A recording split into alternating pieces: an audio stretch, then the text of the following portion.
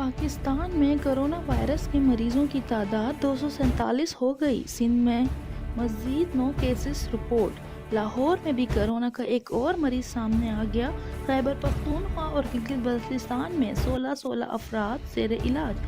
آزاد کشمیر میں کورونا کا پہلا کیس رپورٹ۔ متاثرہ شخص تفتان سے آزاد کشمیر پہنچا تھا۔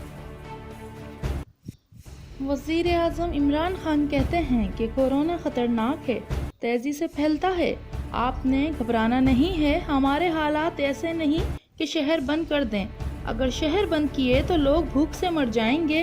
قوم سے خطاب کرتے ہوئے عمران خان نے کہا کہ کورونا سے پاکستان کو معاشی مشکلات کا سامنا پڑ سکتا ہے۔ معاشی مشکلات سے بچنے کے لیے اکنامک کمیٹی بنا دی ہے۔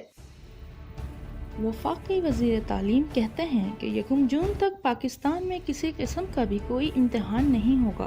پاکستانی بورڈ سمیت کیمبرج اور تمام غیر ملکی امتحانات بھی نہیں ہوں گے۔ سندھ میں شاپنگ مالز، ریسٹورنٹس اور تمام تفریحی مقامات بند۔ آج سے 15 روز تک اطلاق جاری رہے گا۔ سرکاری ہسپتالوں کی OPDs بند، صرف ایمرجنسی کھلی رہے گی۔ کل سے شہروں کے درمیان بس سروس بھی بند کر دی جائے گی۔ دفاتر میں کل سے تالے لگ جائیں گے۔ میڈیکل اسٹور، سبزی گوشت مارکیٹ اور کریانہ اسٹورز کھلے رہیں گے۔